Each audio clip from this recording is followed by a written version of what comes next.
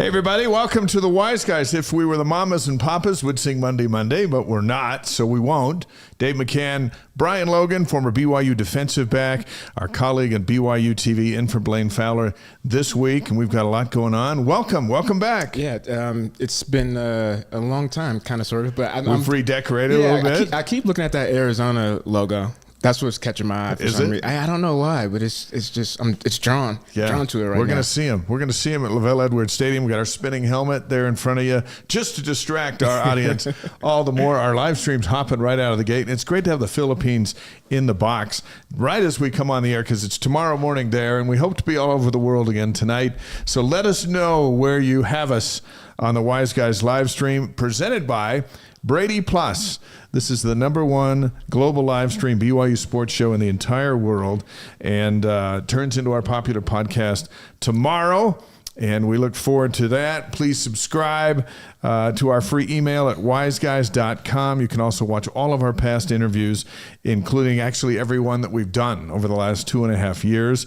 We'd love it if you hit the subscribe button on our YouTube channel. That's free, and that'll help us grow the show. Deweyville, California is in that, or is it Deweyville, Utah, in the house? As I'm looking over at our live stream, Tucson's in with us, and again, that'll be hopping all night long. What's new with you, Bilo?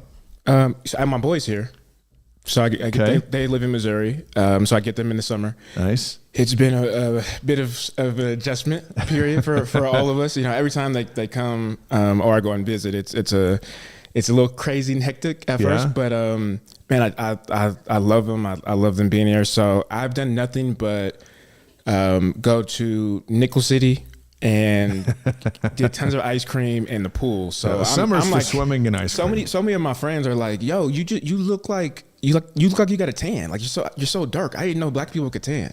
So that's been fun. And got a girlfriend. Yeah, now. That's good. That's good. That's been good. Been really focused because I'm no longer going to the club. Remember how I used to always try to get you guys, let's go to the club. Yeah, you never once got us there either, did you? No, I didn't. And you're trying to get to the club. We're trying to get you to church. So we met halfway. You know what? You got me to the temple. You're not in the club, and you got a girlfriend, and we did go to the open house at the temple. That's true. It's awesome to have you here. Let's roll out what we've got going on tonight. National champion center and ESPN college football analyst Trevor Matich is going to join us in just a bit. We'll talk about the Big 12 on the heels of Big 12 Media Day. BYU picked 13th. We'll see what he thinks about that. We'll ask him what he thinks is going to go down on November 9th in Salt Lake City as the Cougars and Utes get back together. So Trevor Matich is coming up. We're looking forward to that. Are we going to talk expansion? Yeah, we're going to talk about that too. Why not? Because so many rumors, man. But somebody that is close to multiple conferences and programs, I think Trevor would have some really good insight. You know what he's going to have for sure? He's going to have an opinion. Yep. And we're going to get that from him. What else we got going on? We'll also have Cameron Martin, who is the president of Rocky Mountain University and the first president of the student chapter of the Cougar Club in the early 90s. Yeah, it's going to be awesome to have him on with us. Travis Brady is the president of BradyPlus. He's going to join the show, BYU alum and a longtime friend. And so that's coming up as well. We'll tackle a bunch of issues. How do you get one of those spinning helmets? There's a question from John on the live stream. Go to the BYU store and scope that out, right? Cougar Club sent it to me. And Steve got it from the Cougar Club. They got it from the BYU store. So check out the BYU store. I've seen a bunch of them there. Like, subscribe, share, follow. Yeah, do all those things and we'll help you out. Harriman, Santa Barbara, California, and Deweyville, yes, is Utah. Farmington coming on in tonight. So thank you. 100 degrees in Santa Barbara. Hang in there. At least you got the coast. You can go down and cool off in the ocean. Yeah. Santa Barbara is an awesome place. Wise Guys, thrilled to have BradyPlus as our title sponsor. BradyPlus is the largest integrated provider of cleaning, food service, and packaging supplies in the entire country with over 6,000 employees. And Travis, as we mentioned, is going to join us in just a couple of minutes here on the Wise Guys. BYU football, we're getting closer every second. There's some key dates. We like to fire out key dates because you know what? We like to calendar. Yeah, for sure. We like to count down to things. And football's back this week. Yeah, it is. I know a little bit about countdowns with my son, my oldest son being here, Layton. He's 12. He'll be 13 in September, and he's been telling me every day since he's gotten here that, hey, the deluxe version of the NCAA football game's coming out. Hey, he's coming out. And he's watching YouTube videos and trying to get my attention, and so I think I might surprise him I think that's out today. Yeah, it is. Yeah, everyone's a buzz. It's out today for hey, sure. Andy Reid and the Chiefs report to training camp. The rookies tomorrow, the veterans on Saturday. That's how close we are to the return of football. I cannot wait. Really, I really can't wait. Obviously, I love football and just the sport in general, but it's nothing like BYU football, right? And it's just such a unique place and program, and I think we're all excited to get back on the bicycle after we fell a little bit, right? You know, you had some bumps and bruises, and so July 30th, which is 2 weeks from tomorrow, BYU players report to camp. Yeah, then it's all go. Mm-hmm. After further review, season premiere, the Touchdown Show is also 2 weeks from tomorrow. Looking forward to that. And then we've got football to watch. August 1st, the Hall of Fame game, Texans and Bears. That's 17 days away. Yeah. Who's the quarterback? I forgot his name. I just slipped my mind. For the Bears? Yeah, the USC kid, Caleb Williams. Caleb Williams. I heard he hasn't signed his contract yet. Oh, I don't know. I don't follow the Bears. I follow the Cubs. That doesn't really surprise me. You kind of heard he was a diva. Yeah, we'll see. Bit, well, he's going to. And I'm not saying that he's in the show now. I'm not saying that because he likes to paint his nails either. BYUSN Game Day season premiere August 31st, 4 Mountain Time on BYU TV and ESPN Plus. Leading up to the season opener with Southern Illinois, August 31st. That's next month. 6 o'clock Mountain Time, ESPN Plus. And it's going to be a big night at LaVell Edwards Stadium. We'll confirm the aerial visit pregame coming up here in a couple of weeks, but there's going to be something in the sky as well, as there should be on opening night at LaVell Edwards Stadium. And Puka is in town. Yeah, saw that the other day, and my son's a huge Puka fan, so I might have to bring him down there. But he'll be signing autographs at the BYU store on campus tomorrow, Tuesday from 2 to 3 p.m. And by the way, while you are there, check out Dave's book, his new book, C is for Cougar, where there is a legend behind every letter. Nice. I was actually, with my girlfriend, and I think we were, I forgot where we were at, somewhere in Provo. And we stopped by a store. I actually got the picture. I'll show it to you. And we saw your books. Oh, yeah? It was right there? And she didn't know you had written one. So I was like, oh, this is Dave's book. And so I took a picture of her holding it. Tell her he's written plenty of books. But that's really just the only one. But it's great for kids. Everyone needs to learn the alphabet. So that's right. So we're looking forward to a lot of sales coming up. The Olympics are coming up. Opening ceremonies in Paris, July 26th on NBC. There are 9 former or current Cougars competing, 6 in track and field. That's tied with Florida, Stanford, and USC for the most among NCAA programs. Let's run down the names real quick. Of course, Jimmer was on the show a couple of weeks ago, 3x3 basketball. USA's got the #1 ranking now. Jimmer's squad goes into the Olympics, #1 in the world. That's surprise awesome. Me. It doesn't surprise me at all. Then we have Connor Matz with the marathon, Clayton Young as well with marathon, Rory Linkletter, marathon. Is he doing it for Canada? Yeah. Team Canada. Hey, that's where he's from. Hey, I don't judge. I just pray. Kenneth Rooks at the steeplechase. James Corrigan, steeplechase. And Corrigan, by the way, is the only student in this group going. Right, which says a lot. Bright future.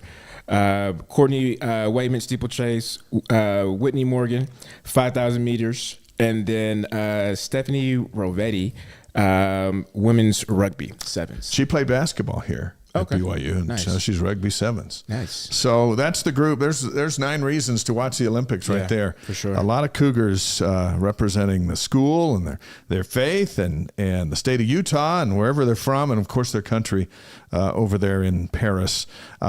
And that, again, opening ceremony is coming up on July 26th, just a couple of weeks away. Our first guest tonight is a BYU alum and president and CEO of BradyPlus, the title sponsor of this program, which we love. love. We first became friends in Las Vegas when our boys played on the same Little League team. His wife, Laura, was our team mom. The son, Ben, was the third base. His other son, Jared, was in right field. My boy, Andrew, was at shortstop. Was a juggernaut. Nice. Our pleasure to welcome Travis Brady to the Wise Guys. Travis, is it hard to identify a better time in life than when we had the Little League Cubs? Oh, it doesn't get any better than that. I think we had one fully undefeated season. Yeah. Had a great group of kids that played together for a while, had a lot of fun, and you know what? We're great along the way. And, of course, had an unbelievable coach. We had a coach that was questionable, but we had a helicopter. We had more coverage on that Little League team on Channel 8 in Vegas. It was seriously the most hyped Little League team in the world. But our kids loved it. Our kids loved it, and those were the glory years. Those were the glory years. And the Bradys were a big part of it. Now, when you were at BYU, Ty Detmer was a freshman quarterback, and you left on your 2-year church mission. When you got back, he was still the quarterback, but he had won the Heisman. And while you were also gone as a lifelong Las Vegan, the Runnin' Rebels won the national championship. So exactly. Yeah. So I missed, some real sports highlights, while I was on my mission, but that's okay. What did your BYU experience mean to you, and how's it influenced your life? Yeah, and which leads into why we love supporting BYU. I think if I look at myself personally, a lot of great pivotal moments happened for me, as I was at BYU.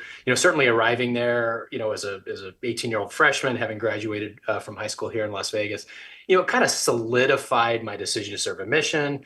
It really connected me with people and friends that would be, influential throughout my life. And clearly one of the best and biggest things that happened. I met my wife, having, recently returned, home from a mission, met at BYU, even though she was from Las Vegas, we didn't know each other there, but, met at BYU, and, here we are, 32 years later and going strong. But a lot of great things in my life really happened or started at BYU. Anyway. Awesome. Travis, what's the experience been like having, 3 kids grow up, go to BYU, and having your youngest on the volleyball team? I can only, I would say, pray, maybe even fast, that even one of my kids would consider to go, just because of my experience. But what's that like, coming on the father side of things and seeing your kids, go through what they're going through? It's been awesome. I mean, all 3 of our kids have had amazing experiences at BYU as well. And it's funny, we have now a couple grandkids. Our granddaughter, who's 2.5, is already singing the BYU fight song. So, we're either, setting her up for great excitement or great disappointment. Of course, not everyone ends up attending BYU for all kinds of reasons. But, for us, certainly there's a lot of intrinsic value for us, a lot of, history, a lot of memories, a lot of great things that have happened there. So it's been, incredible for my wife and I to be able to kind of share that and see it through the eyes of our kids. If they've, attended, through BYU, met spouses in many cases there as well. And so it is amazing to see that come full circle. Travis Brady, president of BradyPlus, is on the Wise Guys, live on YouTube, Facebook, Twitch, and wiseguys.com. Our weekly podcast will be out tomorrow. Let's talk about BradyPlus. It's a much different and much bigger company than the one you took over in 2008, keeping, of course, the company in the family. But now it is massive. What is your area of emphasis as you conquer the world here? Yeah, things certainly have evolved from, a 3rd-generation family business, started in 1947. But, we've expanded. We've come together with really a family of companies. There's really 65 legacy companies similar to our heritage that now, have come together to join what is now the BradyPlus family, representing, families and businesses coast to coast, over 150 distribution centers, 6,000 employees, really specializing in that commercial, cleaning, sanitation, as well now as food service, so everything from kitchen sanitation to food service disposables, to-go containers, as well as in industrial packaging, so, corrugated boxes, tape, stretch film, all these things that are, everyone's really zoning out, right now talking about. Hey, but we all have them. We all have it in our homes. We're a company that lives behind the scenes, right? We're in the back hallways, we're, wherever we need to be, just helping people shine outwardly, and we help them have what they need and do what they need to do behind the scenes. There's that sign on campus: enter to learn, go forth to serve. And so when you go back, Travis, to when you're a student, considering what you're doing today with 6,000 employees and the wide reach of your company, did you have any idea that a few years down the road this is where you'd be? It's an interesting question. People ask that. I grew up in a family business, so people will say, well, clearly you always knew what you'd be doing. And I grew up in the warehouse. I don't remember my first day. I vaguely remember the first day I actually got paid, which I'm sure was, something below minimum wage at the time. But, there was never like an inherent pressure, but I loved business. I, certainly was connected in a really personal way to our company. Not only what we did, but the people in our company. I think there's something really special about the culture at BradyPlus that, that feels very much like a part of our family. And so, as that opportunity arose, as I left BYU, started in a position there, it was just a natural evolution. But, today, to see how the company has grown and, so many more people have joined the family and had so many, great opportunities, it's really something that we're proud of. Well, look, it was 120 degrees down there last week. You don't have to live in Las Vegas forever, Travis. There are other places, especially Provo, which you get to quite a bit because your grandkids are up here. That's right. We have 2 kids as it stands today up in Utah. That's going to drop to 1 in August as our daughter and her husband and family are actually moving to Las Vegas. We're slowly, this gravitational pull hopefully is going to pull everyone back. But of course, Jared's still there, and we'll always, be up in Utah, BYU, and a lot of other things that bring us up there that will escape the heat, especially on those really bad days. Right. It's your second home. So For sure. I'd love to interact and see you, meet you in person officially. And I've had my own business as a consultant. I don't like to say it was a business because it was just me, right? By myself doing marketing. And it was always intriguing to, talk to entrepreneurs and business owners of why they feel the need to help out when it comes to athletics and specifically BYU and, getting involved in the Cougar Club and with you getting involved with the Wise Guys. And so that's my question to you. What makes you getting involved in supporting, BYU athletes and athletics important to you? Yeah, well, it's a great question. I think it's important to give back, whatever that means. I think whether that's serving your neighbor, I think whether that's doing nice things for people as it comes up, just being even kind to people that you interact with. I think that brings yourself joy, and it hopefully you leave the world a little bit better than when you found it. For us, we've had the opportunity hopefully to do that within our communities, but to help out financially in ways that can help people have a great college experience, can have a great athletic experience, and we really love what BYU does in both of those things. I think it prepares people, to be good people, in life, in careers, and families. And athletics, is certainly a conduit to that. We have athletes in our family, and so we maybe have a personal connection from that aspect. But certainly love, athletics, BYU TV, and the way it kind of share, kind of maybe the BYU message and, the great things that are happening there more broadly, but really any way we can, to help in ways that we can. We love that it allows us to tell the story, right? To do the interview, to do the ball game. It's one thing to have an awesome message, and then it takes people like Travis to get the message out, and that's why we're so happy to affiliate with your brand and with your support here, because it allows us to do things. Trevor Matich is coming on here in just a minute, and he'll shed some light on the season coming up, and he's a phenomenal story, and because of what BradyPlus allows us to do, we got to tell that story and keep it going. So we appreciate that. We've got 5 questions for you. By the way, John on our live stream wants to know where you got that shirt, which he says is awesome. There you go. The Cougar Club. There you go. So, Nice. Flying the flag. With the old school Cougar head right on the chest. That's awesome. That's right. That's the best logo I like. We should go back to that. John, join the Cougar Club and you get a shirt like the one Travis has got. All right, here comes 5 questions for you, Travis. Bilo, you ready? Okay, let's do it fast. This is 2-minute drill. Don't think. Just first thing that comes to your mind. Favorite sports movie? Oh man, I grew up wrestling in high school, so now there was a great wrestling movie, and the name's escaping me. That came out probably in the late '80s, early '90s. Was it Vision Quest? Was it Vision Quest? Maybe so. Maybe so. I think that was my flash with maybe sports fame in some weird way. So maybe I felt like that was being highlighted through that movie. Nice. All right. Okay. I think it was Vision Quest. I think you're right, Madonna had a song in there, and she was popular back in that time. So I think it's all coming back. I think Vision Quest. I would have been 2 years old. Yeah, you missed a good one. So you can still watch that. You find it somewhere. We'll find a good link for you. That is true. Number 2, favorite singer or band? Oh man, you know what? I'm going to expose myself a little bit here.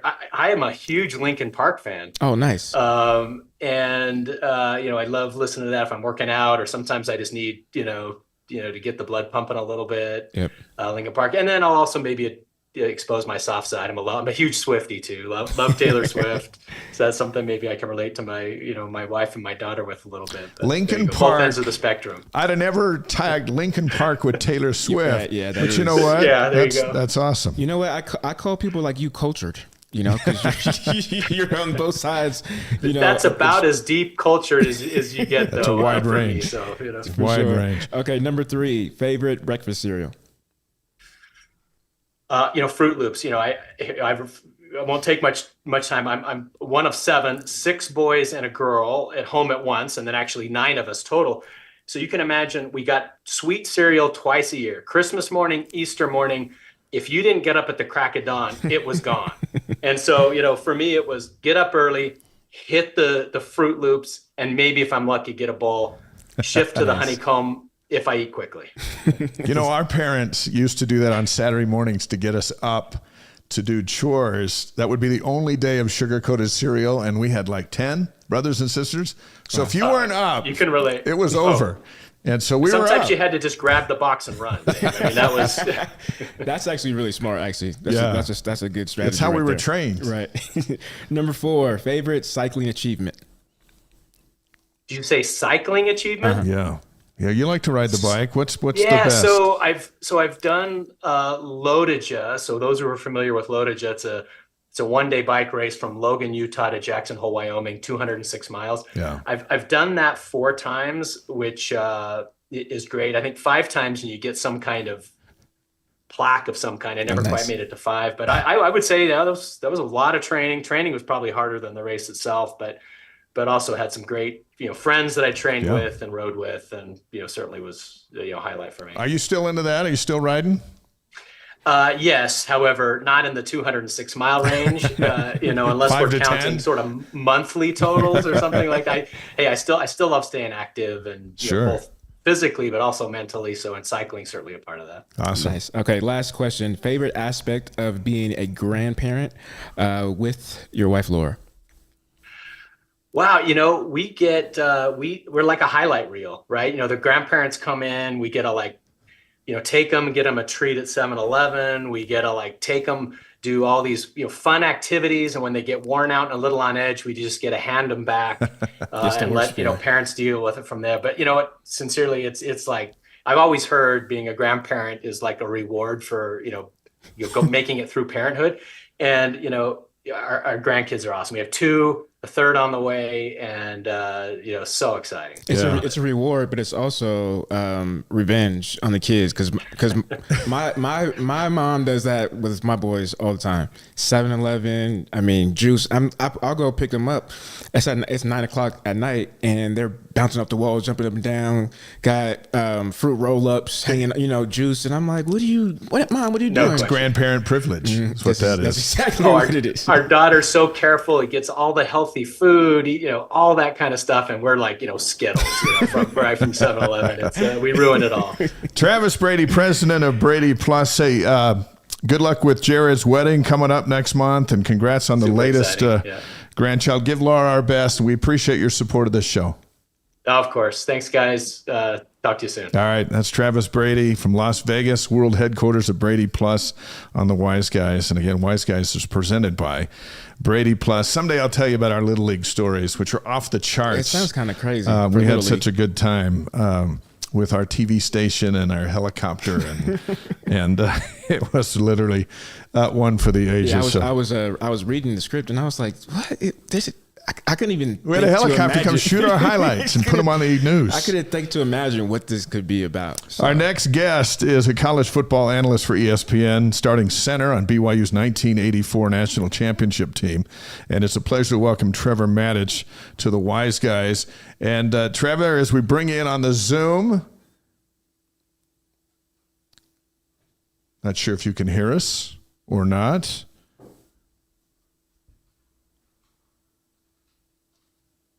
We're gonna let DJ work on Trevor. I just got a text from him saying he's ready in the room and waiting for us. So Matich is one of the anchors of that offensive line that won the national championship, and it's the 40th anniversary of 1984. And Deseret News has got a big thing coming out. Of course, the program will have all kinds of things throughout the season as they commemorate that achievement.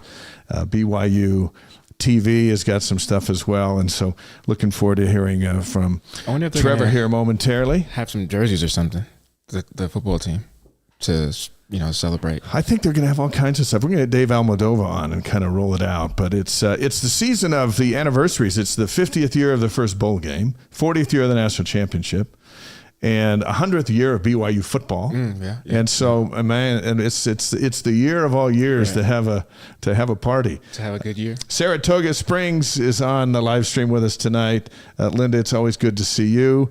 And John, we understand you're a Cougar Clubber for a long time, so look for that shirt that Travis was modeling for us. And as we wait for Trevor, there's some BYU basketball news, as there always seems to be. They filled their final scholarship while we were last together. 6'9" freshman Kadeem Mubupa of the NBA Academy Africa. Kevin Young now has a group that he'll make his debut with against Central Arkansas on November 5th. All the scholarships are filled up. So size-wise, the Cougars have added 5 players who are 6'8" or taller from last season. Mm-hmm. And they've also added a 6'7" Mawit Mag, who plays bigger than he is. And that doesn't even count Fousseyni Traore, who's 6'6", who plays bigger than he is. Yeah. All of a sudden, basketball's pretty big. I think, first and foremost, I never would have thought the caliber of athlete or athletes, especially collectively, would be, on any program here at BYU, just because of, some of the issues that BYU has when it comes to recruiting, like the honor code and whatnot. But Coach Young sounds like that's not a problem for him. And when you have the accolades that you have, everybody wants to play for you, right? It's kind of like Deion Sanders. Just because of his name, people want to actually go and play for you, regardless of anything else. And it's starting to look like he's getting guys that can go to the next level. This is something that I wish Bronco would have did, was, put guys in positions where they can succeed at the next level. So, like with me, for example, there's no way I was playing in the NFL. Right. All right. Okay. And so, but this is the thing. This is what happens when you do that, right? And this is done earlier in Kalani's career. Is he gets guys on, and then he says, "Okay, we're going to switch you to a corner. We're going to switch you to a receiver because you have all the intangibles at the next level. So all you have to do now is just perform. We'll put you in a situation." And you've seen a lot of guys, get drafted and even just have opportunities, right? And it looks like. Coach Young is doing the same thing, because now what happens is that's how you start building up your pipeline, right? With recruiting. Oh, you send this guy. Oh, this guy went to the NFL. This guy went to the NBA. This guy did. So yeah, it makes it a lot more appealing. So I like the fact that he's able to get guys that can transfer, over to the next level. High character guys. They got to live the honor code like everybody else, and you find you can get guys who'll do that. There are guys who want to come and not get distracted by all the crap and just focus on, hey, if they're coming for 1 year before they go to the NBA, that's their focus. Yeah. And more power to them. Check this out. Let me put this in a different perspective.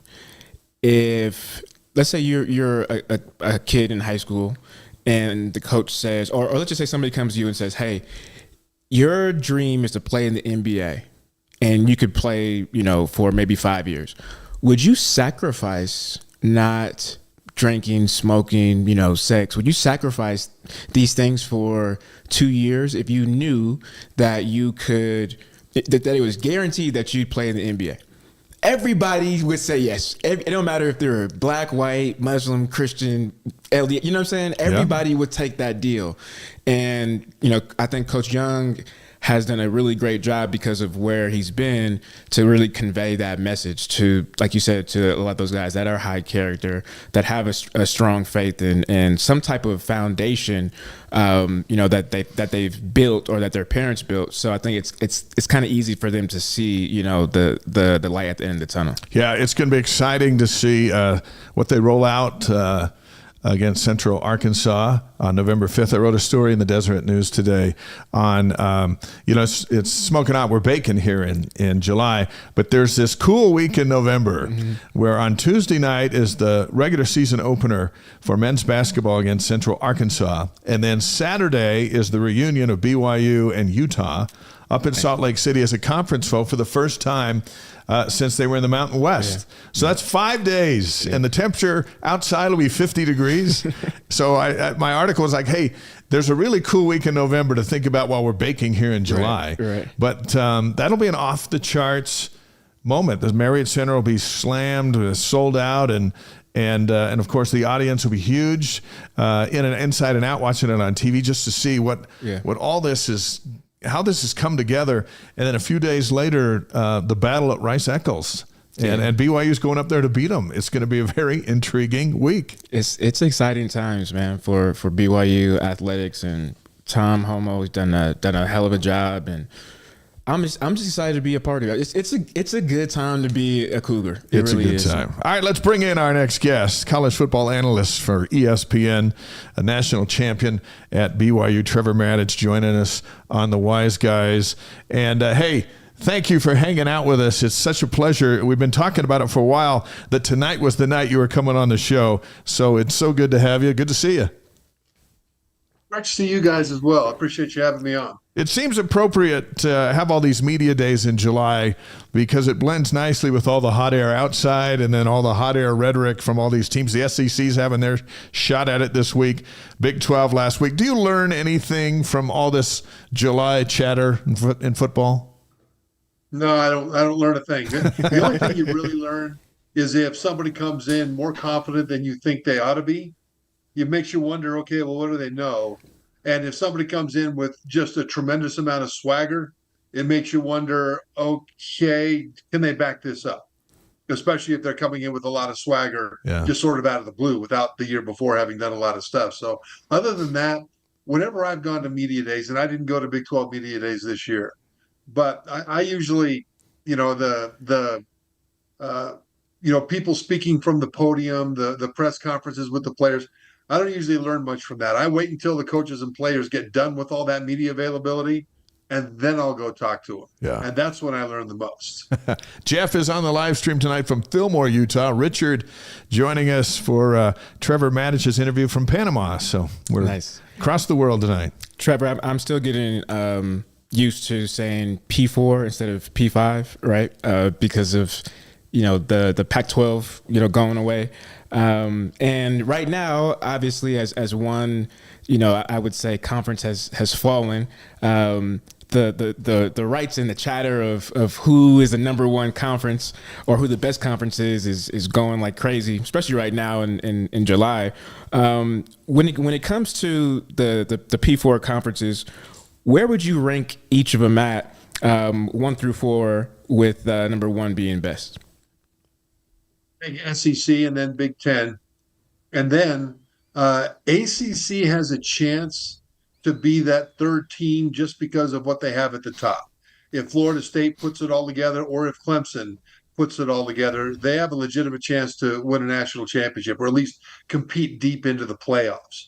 The Big 12 has a lot of outstanding teams as well at the top. Oklahoma State played for the Big 12 championship last year, and they have a ton of production coming back. They're one of the teams to beat. There are others though, and people have said that, and smart people have said that they could name up to 9 Big 12 teams that could win the conference. The question is, outside of being incredibly fun to watch and a tremendous conference championship race, what then would the Big 12 conference champion and maybe the number 2, what would they be able to do in a 12-team playoff? And right now it's all purely speculation. But if I were to speculate, I would think at the top, the ACC has to have an edge until proven otherwise. Big 12 has 16 teams. When it's all said and done, do you think they add Florida State and Clemson, or is this just more hot air in July? I think Florida State and Clemson have made it clear that they want out of the ACC, or they want big changes in the way the ACC compensates its teams. In other words, they would like a disproportionate share of revenue.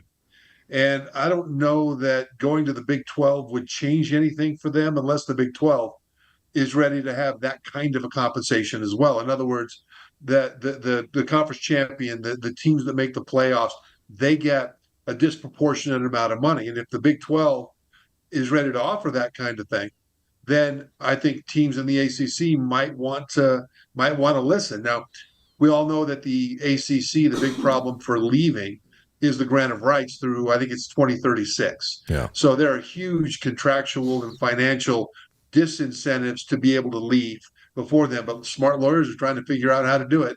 And really, it's financial, because when you think of it this way, you look at the SEC and the Big Ten and the multi tens of millions of dollars that they're bringing in. I mean, just huge amounts of money for each school. And then the ACC and Big 12 are quite a ways down from that. And so at one point I looked at this about a year ago. So these numbers might have changed.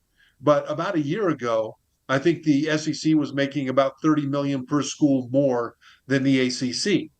And so if we just use that as an example without saying that's exactly what it was, in 10 years, that's $300 million difference per school.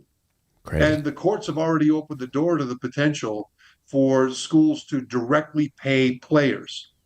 Well, if you're in a school that over the course of 10 years has an extra $300 million that your competitor school in a different conference doesn't have, then you're going to find the best players and the best transfers are going to be going to those schools and those conferences, meaning the Big Ten and the SEC, unless the others can find a way to keep up. So really, this is looking long-term down the road, because right now, ACC, they could win it all. The Big 12, they could go deep into the playoffs, and with a great run, they could win it all. But 10 years from now, what are you going to have when the best recruits and transfers are going to where they'll get paid the most, and there's that big of a disparity in the money coming in?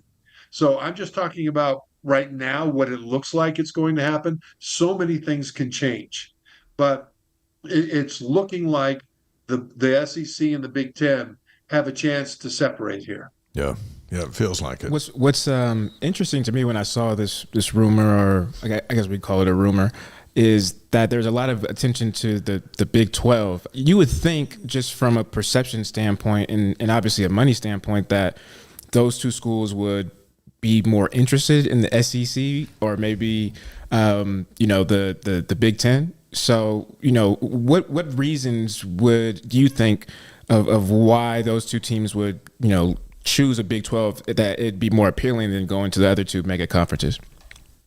Well, you're talking about Florida State and Clemson, right? Yep.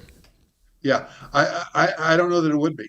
I think that it would be more stability and more money to get locked into the Big Ten or the SEC. That's just the way it is. It's no. I don't want to disparage the Big 12, but it's kind of a lateral move to go from the ACC to the Big 12 right now in the current structure, and all these things could change. But from a standpoint of the teams that enter the Big Ten, the teams that enter the SEC, especially from the Pac-12, those teams went from uncertainty to guaranteed long-term wealth and stability. taking it to a different place, SMU won the American Athletic Conference last year, group of five school, group of five conference, very good conference. But they wanted to join the ACC so badly that SMU said that they would not take a share of ACC revenue for, I think it's like 10 years. They said, no problem. We'll get donations to make up the difference. We just want in. Why would you want that? You would want that because of the long-term stability. You don't want to be like Washington State and Oregon State, two storied and outstanding programs, athletic programs that right now don't really have a home, and you don't want to be left like that. And so if you could go to the SEC or the Big Ten, right now, that's where the best possibility for stability and income lie. However, there are all kinds of ways that the ACC and the Big 12 could join forces in some ways. You may see some ACC teams leave and go to the Big 12. You could see that. The Big 12 right now is there's no better run conference than the Big 12. You know, Brett Yormark is doing a fantastic job, and that's not to disparage any other commissioner. But the Big 12 went from a conference that seemed like it was going to go away and the Pac 12 would survive to being now one of the Power Four conferences with a bright, bright future. It's just that if you compare that future to the Big 10 or the SEC, there's work to do for the Big 12. Even so, it's incredibly well run. So, you know, schools need to look at it from a long-term standpoint, and they need stability first, and then they need cash flow as well in order to compete. Well, you think about when BYU is an independent, to be in the Big 12 is stability with a capital S on everything, from scheduling to future to bowl games, and the SMU, of course, the ACC. And when you've got the top dogs over there, Florida State and Clemson, unhappy and wanting out, but the bigger dogs are like they got a full kennel, right? Big Ten and SEC are like, look, there's only so much money. We've already got 16 and 18 teams. And I think that's where Yormark is like, hey, we're right over here. We got a spot. We could make some room. BYU national champion and ESPN college football analyst Trevor Matich is on the Wise Guys, presented by BradyPlus. Some members of the Big 12 media picked BYU 13th, largely because of the uncertainty at quarterback. What do you think about that? And if Jake Retzlaff or Gary Bohannon can hold their own, how high could the Cougars finish? What do you think, Trevor? They could finish in the top half. Yeah. They could make a bowl game. They could have a great run in the Big 12 this year. Keep in mind that when Utah went from the Mountain West to, I think it was Mountain West at the time, to the Pac-12, it took them a while. It took them years to be able to recruit to the point that they had not just the high-end talent, but more than that, had the depth to be able to withstand the attrition of the Pac-12. They built it up. The administration was patient, and they got to the point to where they're one of the best teams in the Pac-12. Well, the teams entering the Big 12 from Group of Five status or thereabouts, those teams need to understand that, and the fan bases need to understand that it's a similar thing. Look at what happened to BYU last year. I mean, they started out well. They ended up losing, their last 5 games in a row? Yeah. They couldn't stop the run. And the big problem was they had injuries on defense, especially up front. And the drop-off between the starting front and then the backups who would come in rotation was big, because it's not just that those guys in rotation now become the starters. Now you've got the third-string guys who step up as key rotational guys. And BYU didn't have enough depth, healthy depth, to be able to handle that. And so, it'll take time to develop that. But right now, what they're doing in recruiting has been great. I mean, their focus has been great. The interest from recruits of the kinds, the big body guys, has been great for BYU. So what can they do this year? This year, you mentioned the quarterback situation. That's the first thing that needs to have a really high performance outlook. Yeah. Because BYU's got terrific receivers. Moving Keanu Hill from receiver to tight end, great move. He went from being a big, not terribly fast receiver to being a pretty good size, really fast tight end with receiver skills. And so these are good moves. The offensive line, I think, will get better just because of TJ Woods coming in as the offensive line coach, who is, in my opinion, one of the best teachers of the techniques of the game in college football today. Everywhere he's been, his offensive lines have gotten better at the craft of playing offensive line. And BYU's got big guys on the O line, at least in the front, the starters. They'll need to develop some depth there too. But if the quarterback can pull all that together, I think the offense has a chance to go out and really compete. The defense, they need to get a pass rush, and they need to stay healthy. Bringing in, they got in a transfer from Weber State to rush the passer. They've got some guys that they brought in. Tyler Batty's still there in the D line to rush the passer. The secondary will be fine if they get that pass rush. Yeah. But if that pass rush materializes and the big guys stay healthy in rotation, then they've got a chance to hold up against the run and give the offense a chance to go out and win games. So that's a lot of ifs. To boil it down, the quarterback situation, the quarterbacks have to play exceptionally well. The defensive front has to get to the passer. They have to stay healthy, and they have to, limit the run better than they did last year when they started to have injuries. With all that, BYU could finish in the top 3, 4, 5 of the Big 12 with a couple breaks going their way. And so it's really hard for me anyway, to project where BYU could finish here because there's so many variables. But the ceiling is really high. And I think people need to understand, though, that it takes a while to build up the depth that you need to compete in this kind of a grinding schedule in a Power 4 conference. Yeah. Philo's going to ask you a question that's fascinating. Before we get to that one, let me ask you this, because now that we're into kind of the season, November 9th, BYU and Utah are together again for the first time as a conference rival since 2010. So it was a long time ago. That's my senior year. And you know what? The Utes are projected as the number one team, so who knows what's going to be riding on that November 9th game. But BYU is going to go up there with every intention to beat them again as they did back in 2021, the last time they played. How interested and eager are you for that game back in this kind of a setting in this rivalry? I can't wait.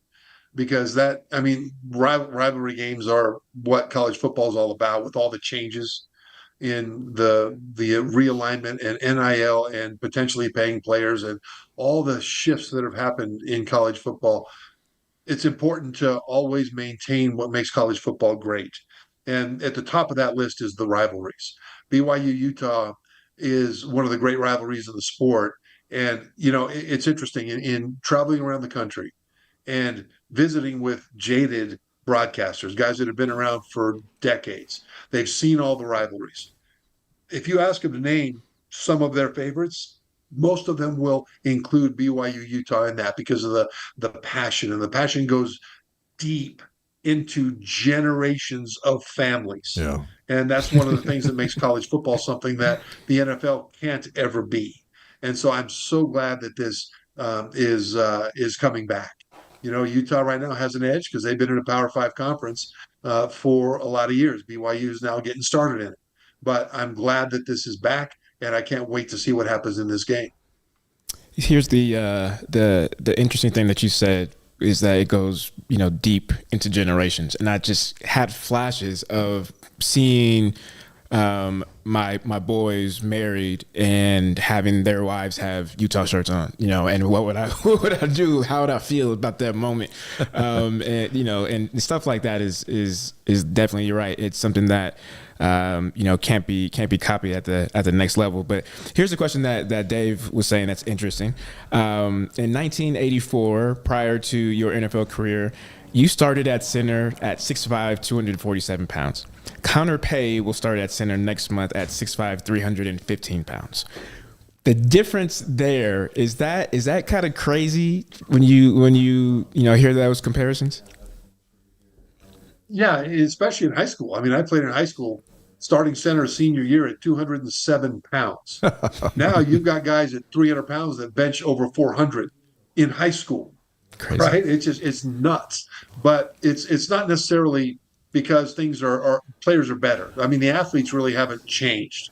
Athletic skill, if you go back and look way back in the day, look at the athletic skill, it's the same as the athletic skill now. The difference is in strength training, in nutrition, in coaching, that all start much, much, much earlier with a heavier focus on those things than we did back in the day. So those guys have built up that kind of a physical body and football skills in ways that we were way behind. That's why, people say, well, gee, 1984 BYU, would you have beaten the 2006 Florida team? Well, probably not with that. Well, we'd have competed with them, certainly. But if you would have given us the same amount of time from the time we were 8 years old to develop our bodies, then, absolutely. And so that's one of the reasons the difference is there. And as I look at it, it all is relative. It's like, steroids in baseball. I'm not a baseball expert, but it seemed to me that if you've got a pitcher on steroids throwing to a batter on steroids, okay, that's a wash. Yep. Right. And so if you've got a 325-pound offensive lineman blocking against a 325-pound defensive lineman, okay, now who's the better football player? And so that to me is the interesting part. Well, you anchored one of the greatest offensive lines in school history, arguably the best. And to think that Connor's 68 pounds heavier than you were when he takes the field against Southern Illinois next month, it just screams how the game has changed. But hey, you got your ring. That's what you and your teammates all have a ring as a national champion. Listen, I hope Connor gets one too before he leaves, at least the conference ring. I mean, that would be wonderful. It would take a lot, but I hope these guys get it. I wish for them to know what we knew back in those days. What do you want to see in the first possession next month against Southern Illinois when that offensive line comes out on the field after the way the last season ended? Healthier, bigger, stronger, faster, new line coach and all that stuff. First possession for BYU, what do you want to see from those big boys up front? Finish. In the last 3 or 4 years, I would watch BYU's offensive line, big, strong guys, talented guys, and I'd see him go out there in the first few steps of the play, and then I'd see him kind of just sort of slow it down. And I'm, well, what are you doing? You finish. And so I want to see them go from snap all the way through the whistle with 100% mental and physical focus. And that mental focus is critical. Against Southern Illinois, BYU, if they play like they can, they will outmatch them physically top to bottom. But I want to see them finish as if they're playing for the national championship in that game. On the defensive side, you know what I want to see from the big guys up front? I want to see them reestablish the line of scrimmage. I want to see them attack. When I look back at highlights of the 1984 team, I look at our defensive front after having played 12 years in the NFL and now being a football analyst for, I guess I've been at ESPN for, 21 years now. Yeah. And so I watch what they do, and those defenders up front were incredibly aggressive, flying across the line, shocking the blockers at the line of scrimmage, resetting that line of scrimmage, and that was the foundation of their success on that side of the ball in those years. And so for the defense, that's what I want to see. I want to see them aggressive, getting behind the line and causing trouble, and I'm wanting to see individual players up front win their pass rush matchups with technique. In other words, you might be bigger or stronger than the guy you're against. I want to see you throw a move, and if that gets stopped, I want to see a counter off of that move. And I want to see it look like you have a plan. Because too often, guys, especially in college, they'll throw a move and then they don't know what to do if it didn't work. No, you have a plan. You throw your move. If that doesn't work, depending on what the blocker did, you either go to your planned secondary pass rush move, or you go to a secondary move that is enabled because of what the blocker just did to stop your first move. These are things that I want to see. I don't care if BYU beats them 100-0 or if they beat them 10-7. I want to see the individuals execute the craft of their position from a technique standpoint and a finish the play standpoint in that opener. I think the fans would go for 100-0, Trevor, if the fans were going to vote. But we get the 10-7. A couple more questions for BYU national champion Trevor Matich on the Wise Guys. Next month, the 15-time Emmy Award-winning broadcaster will begin 21st season covering college football on ESPN, and a guy we're all very proud of. The Cougar Board question of the week is here. If you're not familiar with Cougar Board, largest online community of BYU fans with thousands of posts daily. And Dilbert's got a question from their insider subscribers, Trevor. It's for you on TJ Woods, and you talked a little bit already about your expectation for the offensive line, but with TJ Woods coming in, what do you like about him? How big of a difference maker can he be with that offensive line? I think he can be everything. I mean, you go back to, I hate to do this, but when we played back in the day, the offensive line coaches were Roger French and Mel Olson. I went on to the NFL, played 12 years for some of the greatest offensive line coaches of their time. Alex Gibbs with the Colts, who went on to the Broncos and won Super Bowls. Jim Hannafin with Washington. Just some of the greatest, but Larry Bechtel with the Jets. I mean, these are incredible teachers of the technique, and none of them were better than Roger French and Mel Olson. And once again, when you watch highlights of that year, what you see is amazing technique from a standpoint of footwork, balance, hand placement, and recovery when things break down. And it's all about technique. When you watch the offensive lines of TJ Woods and other places, what you see is them executing the craft, the techniques, in much the same way that we were taught back in the day. And that is a breath of fresh air. I hope that he's able to continue that here. I think he will. I think that's why he was hired. But see, what he also does is teaches to execute the technique with violence, discipline, but violent execution of the proper technique in a disciplined fashion, right? It's one thing to go in there and I got my hands in the right spot, but if you don't shock somebody, it's not going to matter. He's going to overpower you. So the violence has to be added to it, and you cannot allow the violence to diminish the effectiveness of the technique because it makes the technique less sound because you're doing too much and you're being too crazy.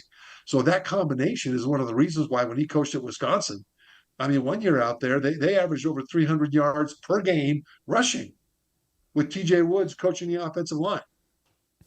So our offensive line back in the day, Roger French and Mel Olson did not make us more talented than we were. They did not make us better. They did not raise our potential. What they did was raised our capability to match our potential. And all of us were good football players, but we got every possible drop of effectiveness out of our physical potential because of how we were taught to play the game. And that is the way that TJ Woods coaches. Yeah, that's how you go 13-0. Right. Getting that out of your offensive line. For sure. Well, I mean, going over 300, yards rushing. And as you were saying this, I was going through a question in my head, which is as far as the aggressiveness and like the violence part, because I feel like you have to have that in you as a person. I mean, I just wonder if a coach can get that out of a kid who's like soft-spoken, kind of sweet, right? Like kind of nice and versus the kid who's already mean, maybe kind of already a bully. Because I always say I like my offensive linemen and my linebackers to be mean and be bullies, right? Like it just has to be inside of them. So do you think a coach can get that out of a kid, or is it something that the kid already has inside of him? If he has it inside of him, a good coach will know what buttons to push in order to get it out of him. But how those guys act off the field is never an indicator of how they'll be on the field. Right. You get guys that are mean and they mistreat people and they're just bulls in china shops off the field, and you think, okay, on the football field they're going to go get them, and they don't. Right. And then you see guys that don't say two words. You say guys that are soft spoken, but when it's time to play, they don't even talk during the game. They play hard, they play with violence. In a lot of ways, I was kind of like that guy because I was very shy during my time at BYU off the field, and I didn't, I was just very shy. And I would go out to the football field, and early for the games, I'd sit in the end zone, in the corner of the end zone, and I'd stretch and I'd just look out at the snow-capped peaks and the blue banners flying in the gaps in the stadium and just take in how beautiful this was. And then from the opposite corner, a couple of opponents would come out and start to get an early warm-up. And I went from really enjoying what's going on and thinking about my assignments and what the defense might do and what calls I would make in pass protection as a center. I went from there to a rage that they dared to show up here. I mean, it was all I could do to not get up and go over there and kick him out of the stadium, right? Throw him out of the stadium. How can someone so nice? How can someone so nice and friendly as you do that? Yeah, never underestimate the threat of a patient man. Just be careful about that. But and I knew at some point that, or on some level, that they had to be there because we were playing a game and they were brought there and we need to play and they can't leave. I knew that, but I was still livid that they had the gall to even show up. And then that would carry me through to the first play. Yeah. And then after that, I was very much a technician. And, and I would get, I played with that violence behind the technique, but I wasn't that guy that played with violence instead of technique. Yeah. Right. But you never would have guessed that I could have those feelings on the football field if you just knew me outside of football. Trevor Matich is with us. Belo's got 5 quick questions for you, and we'll get you out of here. Thank you so much for being on the show. Blaine wanted me to ask you one thing. And by the way, Deseret News has got a big production coming together on the 40th anniversary of the national championship team. I had the privilege of writing a story on Trevor. I think it turned out great. Most of it's true. I think you're gonna like it.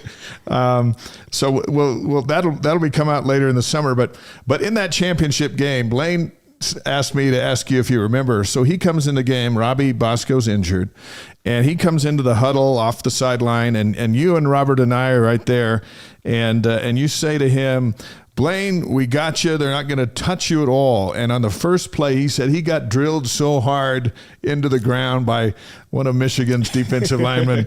And he got up and he looked back at you guys again, and you looked at him and you said, starting now. Is that true?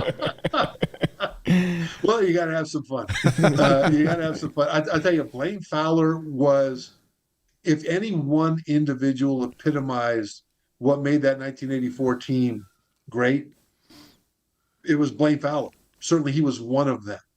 He played meaningful minutes during the season. But Robbie was the quarterback, and everybody knew it. And Blaine never took a step back from the intensity and the focus of his preparation. When it came down to Blaine having to go in, when the quarterback was injured and the national championship is on the line, Blaine Fowler went in and he was ready. It wasn't that, oh no, what do I do now? It wasn't like he wasn't paying attention in the meetings as much and he didn't play as hard as he could in practice when he got the chance for his reps. He was playing like he was a starter in practice. He was preparing like he was a starter because he had starter talent. Yeah. It's just that he had a guy in front of him who was third in the Heisman race. But in comes Blaine Fowler now with everything on the line.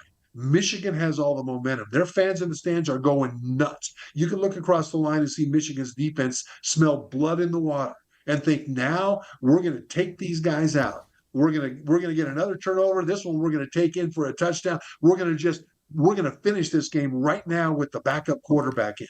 And what does Blaine Fowler do? I think he went, what was it, 5 for 7? Yeah, I think so. He engineered a drive that quieted the crowd, that put their defense on their heels, that allowed our defense on the sideline to rest. And that was critical because not Blaine, but the rest of the offense, we had 6 turnovers in that game and our defense was getting a little tired. Blaine allowed them to rest. And when Robbie came back, Blaine turned the offense back over to him in a good position with the momentum that Michigan thought they had by knocking our starting quarterback out, completely obliterated. And Robbie took back over. Blaine Fowler, in preparing all year for that critical moment, is, I think, one of the best examples of why that team did what it did. That team won, and because of it, for 21 years, every single time you're introduced on ESPN, the word national champion is ahead of you. And I know that has meant so much to you. I mean, as it should. Yeah, it does, because they can never take it away. I mean, we knew when that final gun sounded in San Diego, and we were undefeated. We didn't know we'd be national champions yet, but we knew that we were undefeated. There were other bowl games that had to be played out before the final polls came out. But then those polls came out, they ranked us number 1, And all the major polls, I believe, had us number one, especially the two biggest one, the writers' poll and the coaches' poll. And we knew at that time that no matter what happened for the rest of our lives, our brotherhood would have that to share. And when we get back together, as we did this summer, sometimes we haven't seen each other for many years. We get back together, it's like we've never been apart. That love and that brotherhood is always there. And I will tell you this, that I get introduced on the air as BYU national champion Trevor Matich. But when anybody mentions to me or asks me, hey, you won the national championship, right? I never say, yes, I did, ever. I always say, yes, I was part of a team that won the national championship. I never say, I won the national championship. I never say, hey, when I won the national championship, it felt like this. Ever. When we won the national championship, because that's the way it is. You know what? When the final gun sounded in San Diego after we beat Michigan, the first people I went to see were not the quarterback, the coach. I went to see the scouts. Hey! You're cutting into my story now. Come on. Oh, go ahead. Yeah, come on. That's for the readers. That hasn't come out yet. Okay, well then I won't say what I said to him then. The point is that everybody contributed. Everybody contributed. Yeah. What a great time! I was sitting in the stands cheering for the Cougs, 1984. All right, Belo's got 5 questions, and then you could go explain to Dana why we took so long. So sorry about that, but it's been great having you on the show. He's right over there, by the way. Hey, Dana. And this is rapid fire 2-minute drill. First answer that comes to your mind, go ahead and spit it out. So question 1 is favorite sports movie.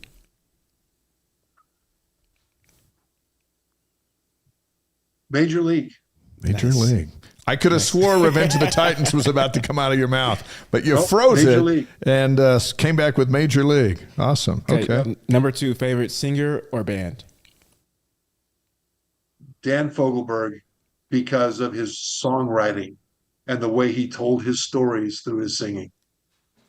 Okay. Dan Fogelberg. Well, I'll tell you, in 2.5 years, that's the first Dan Fogelberg.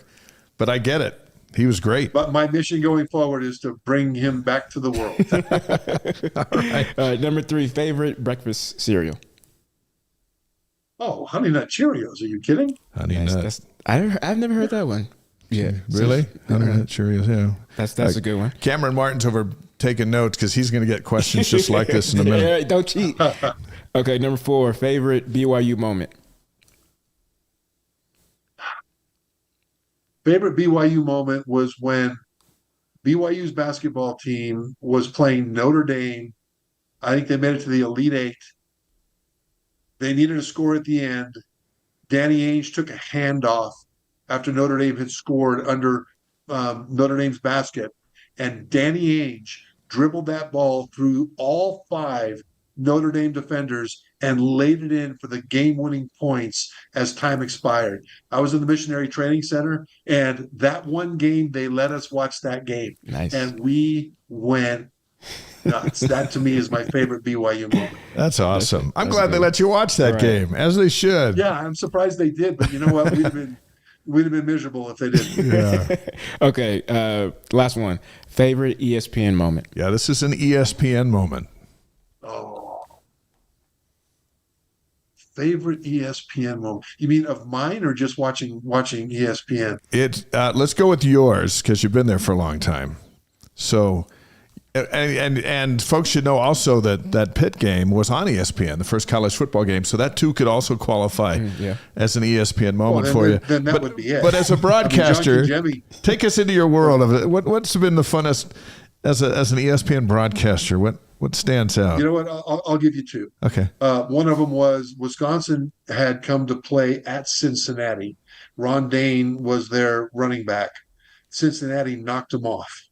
And, when that game ended, the play-by-play guy just went nuts and then was quiet. And we just sat back as broadcasters and let the director do the work. Camera shot, camera shot, camera shot.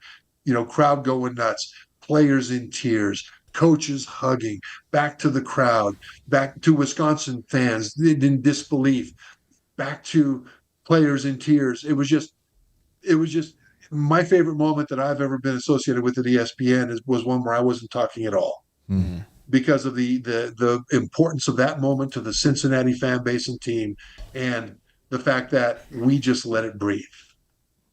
That's cool. Yeah. All right, what's the other one? Oh, well, the other one's kind of self-serving. That's okay. Florida won the national championship. I think it was against Oklahoma.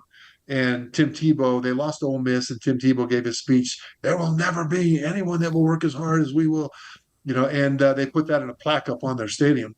And after I was doing pregame, halftime, and postgame for ESPN radio, was down on the field for the game. And by the way, I've done that for most of the time I've been there. It's tremendous fun. Afterwards, I went up to do postgame with Brett Musburger in the booth, and I referenced that speech, and I talked about how that speech turned everything around. And as I was saying it, I was thinking, dang, I worded that pretty well. And then Brett Musburger just looked at me and he said, this is live on the air now. He said, "You're really good." And I was like, whoa, Brett Musburger just said that on the air. And idiot me, I didn't immediately after the show go to the producers and say, I need a copy of that. Oh, yeah. Come on. But that's sort of a self-serving thing. That's awesome. But it was a moment where I got a compliment from a legendary broadcaster that made me feel really good. Well, you deserve a lot of those. We look forward to watching you all season long, representing BYU, both as a student, as a graduate, as a national champion, and as one of our friends who's in the big time at ESPN. Give our best to Dana. We'll talk soon. Trevor, thank you so much. Thanks, you guys. I really appreciate you having me on. The great Trevor Matich. Good stuff, man. Yeah. Good stuff. He's big time. And we appreciate him giving us his time here tonight. There was a football note that caught my attention. Despite the undoing of the Pac-12, the 10 teams who recently left the conference are still bound to play in their bowl games that had Pac-12 tie-ins. Yeah. They got to do that for the next 2 years. So the Valero Alamo Bowl came out with an announcement this week. They put out the 24 teams who are eligible to play in their bowl game on December 28th. That's a Big 12, Pac-12 matchup. So on one side of the 12 are Big 12 teams, including BYU and excluding Texas and Oklahoma. And then on the other side are the Pac-12 teams from last year, which include USC, Washington, Oregon, Utah, and everybody else. So in theory, BYU could beat them in November in Salt Lake, and then have a rematch with Utah in the Alamo Bowl in San Antonio if they're both bowl eligible. Or they could face USC, Colorado, the Arizona schools, anything that was in the Pac-12 last year. Yeah. They could play in the Alamo Bowl this year, despite the fact that 4 of those teams are in the Big 10 and 4 of the other tems are in the Big 12. How messed up is that? This is what happens when you do weird things like have huge conference, realignments. But usually bowl games, like bowls, they don't like to have rematches from the season. I know, but would. But they I think any bowl would do this for like a rivalry game as this big and this historic. That is known nationally, they would do it in a heartbeat. It'd be fun. They did it already before. I don't remember when, but Vegas Bowl. The Vegas Bowl, like in 15. Yeah. College football playoff, by the way, is expanding to 12 teams this year. So then after that, the bowl season is going to get pretty interesting.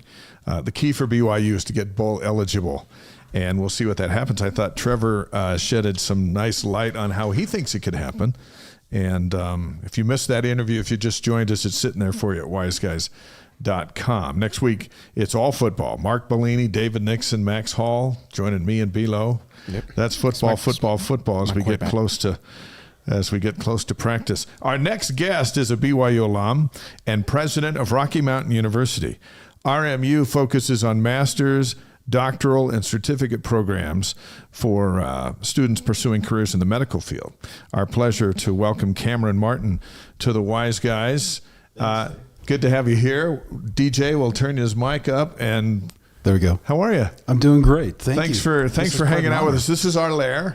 Yeah, it's a cool place. Now, I've been to your office at RMU. It's not quite this, but this has got its own flair. Uniqueness. Yes, uniqueness and flair. Yeah, let's go with flair on that. This is anniversary season. 50 years since BYU's first bowl game, 40 years since winning the national title. For RMU, 25 years in business. So everybody's celebrating something in 2024. Absolutely. Why shouldn't we? Yeah. I mean, you have to take these inflection moments and leverage them to the benefit of your organization and to also celebrate the good work of many people. Yeah. And we're going to talk sports, but we also want to talk business. RMU's in South Provo. Your education model starts with students who've already earned their bachelor's degree. Correct. Somewhere else, and then they come to you and magic happens. What happens? Well, again, we have a number of degrees. Here locally in Provo, you have 4 residential programs. We say residential, not housing, because they're here locally. That's a physician's assistants, your physical therapy, optometry, and then some speech language pathology programs. But we have other programs where we have students all over the country. Yeah. So that's occupational therapy, counseling, nurse practitioners, and I did occupational therapy. I should have had a whole list right in front of me. This is a little stage fright here. That's all right. No, but it's a lot of fun. It's an institution that's dedicated to improving the human condition. So the degrees we offer are those that we see a need in the marketplace. Yeah. And we're going to go towards that. We're going to lean into that, to offer that to help people. And here you are in Utah, fastest growing state in the country, with a growing population need for specialty in healthcare. But we also, again, play nationally. So that's one reason why we offered optometry. It's a brand new program last couple of years. And Utah needs more optometrists, especially in rural areas, in order to meet those growing demands and needs. Not necessarily nationally, but there are those needs that we also play nationally, especially in the nursing front. So you're not messing around. This is we're going to come there, sharpen our skills so we can make a little more money in a field where they're waiting for your graduates. That's exactly right. So we boast of a 96% job placement rate because a lot of our students are already working professionals. They're just layering on their credential to get that added benefit, not only in their improved skill set to help patients, but also to increase their income and earning a position. When I was in school, I heard a stat. So this was 2009. I heard a stat that said 80% of people that get their degree don't go into the actual field that they studied. And the other 20%, or maybe even less than that, 10 or 15% actually do, but those were jobs or fields where you actually needed an actual degree. So I'm assuming that's why your job placement's so high? Well, but you're talking in those statistics undergrad. Right. Yeah. So we will admit a student that's majored in English, but as long as they get the prereqs and want to be a PA, that's great because the multiple background of different disciplines plays into and helps them in their profession. So by the time they get to us, they know where they're going. Okay, gotcha. They know where they're going. I've been in the cadaver lab over there at RMU. We invited it's him something to else. lay down, but he refused. The kids have. I'd be scared. I didn't know if I would leave with everything that I came in with. But you can get tours and go check it out. Absolutely. Which is fascinating. And I think it's cool because this long time Provoites, BYU grads, whatever, remember the Novell building down by the golf course. Yep. Well, that Novell building is not the Novell building anymore. It's RMU, and the golf course, by the way, has been rearranged and moved a little bit further down the road. But it is right there, and once you go inside the doors, you've entered a different world. Yeah. You know what's fun? As an undergrad at BYU, I worked at security at Novell. So I walked the very halls with a, Wow. my security was just a big Magnite flashlight. That's all I had. But They didn't give you quarters to call the police? yeah. But it was fun to walk those halls then and to do those same halls now. Yeah. And it's just quite surreal. But it's a former Novell campus down in South Provo, right at the end of University Avenue. Trent Brown on the live stream says, "Go Cameron." Love what RMU brings to the table outside of traditional academics. Well, thank you, Trent. Appreciate that. Yeah. When I was a kid, we would splurge by going to Sizzler. If we were going to McDonald's, we were hitting the town. And I remember my brothers and I would be mad that we were going to Sizzler because we just wanted a Happy Meal or a Big Mac or whatever. But sometimes my dad said, no, we're going to have some steak. And so that's where we'd go for steak and Malibu chicken, which we love. But RMU has its own Sizzler story. It does. It has so much to do with its existence today. Isn't it? It's really kind of fun. So we have 3 founders. One of them was a famed Hall of Famer here at BYU, Dr. Larry Hall. He was a tennis coach. And then you had Rick Nielsen, who was our founding president, and Mike Scourgia. He was from San Diego, but Rick was from South County down in Spanish Fork. Grew up single mom. And anyway, he has a great story. He loves Sizzler. So when they came together and said, we're going to form this institution, they needed a place to meet. And where do you go? If you're from Spanish Fork, I guess you go to Sizzler because it's all you can eat, drink, and meet from 11 to 11. And big salad bar. Yeah, big salad. But also an unlimited supply of napkins. And Rick is a back of napkin dude. He'd pull off those napkins and he'd draw a wagon wheel. This is what the university could look like. This is what programs we could offer and we could do. And we have one of those napkins from 1998 on the wall in hanging above a replica Sizzler booth because I've seen it. It exists. It exists. There were so many meetings that he hosted and held at Sizzler. And then fast forward a number of years in 2018 when he first invited me to go to lunch and have a conversation. I'm thinking, okay, sitting president, where do you want to go? Yeah. Sizzler. Okay, sounds great. And little did I know that was a commonplace. And we, in fact, today, still to this day, we'll meet for lunch at Sizzler. So that's kind of just know this: if you're trying to get a job at RMU, and it's a big job, and you meet with President Martin, and he says, "Hey, I'll meet you at Sizzler," you're about to get that job, and that's a big job. If he says we'll meet at McDonald's, you got no shot. No shot. Yeah. Cameron Martin, president of Rocky Mountain Universities, on the Wise Guys, presented by BradyPlus. Okay, you earned your bachelor's degree in 94, master's in 96, and a doctorate in 2006, all from BYU. Now think of these milestones. 94, BYU blows out Oklahoma in the Copper Bowl. 96, they go 14-1, beat Kansas State in the Cotton Bowl. And in 2006, John Beck hits Johnny Harleen in the end zone to beat the Utes in Salt Lake. And by all accounts, Harleen is still open tonight. My goodness, what has BYU sports meant to you all these years? Well, look, I grew up in Eugene, Oregon, in the green hue of the University of Oregon. And it's a great institution, a fun place. And I have my green in the closet, but I have always been a BYU fan. So every notebook, you remember in high school, you draw in the notebooks, I always put BYU on every notebook I ever had. Yeah. So all my friends knew me as a BYU guy. So coming to BYU meant everything. I don't know if I'd get in today, frankly. I know I wouldn't. And I'm pretty sure I got in because of my dad in the first place. It was a miracle. Bilo, be glad you could intercept passes. We all know I got in. But BYU sports has been a mainstay. In fact, your dad, Dave, called me into the office. I was the courier for the BYU Alumni Association. Yeah. This is after my mission. And that meant they called me a courier because I would transfer some money here and there to the cashier's office from the Cougar Club or the Alumni Association, but it was just an errand person. But he calls me into his office one day and said, "I'm going to start a student chapter of the Cougar Club." And I thought, that sounds great. And he goes, "No, but I want you to be the founding president and help me start this out." Yeah. This was about 92. He must have liked you. Well, I hope so. I liked him a lot. I respected him greatly. So that just embodied what my desires are about BYU athletics. I love sports, grew up playing in all the sports and having a great time. But being here and around that atmosphere, it's second to none. It's great. Yeah. We asked Travis Brady, who was on with us earlier, the same question. What is it about the bonding power that BYU sports has with people? Not everybody, but with Cougar Nation and fans all around the world are drawn to these teams that play, and they're not even sure who's on the team, but it says BYU on their chest. Oh, that's a great question. I think it's just the affinity of what the institution itself stands for, and that how athletics is a means of telling that story. And that story is a common denominator amongst those fans, right? Yeah. That's something you share. When you share something with someone, it doesn't really matter how well you know them. That's a common ground, and you just bond over that moment or in those many moments.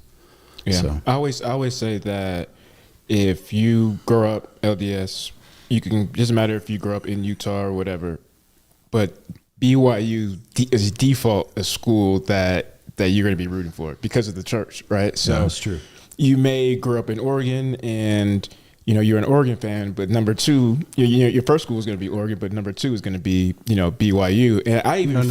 It's BYU. Come on, BYU. Listen, I earned 3 degrees of glory from this institution. I am a BYU Cougar. Then come the others. And it also it blew my mind because it felt like when I would go to firesides and was traveling and just saw so much support and love that it was like we were the Beatles or something.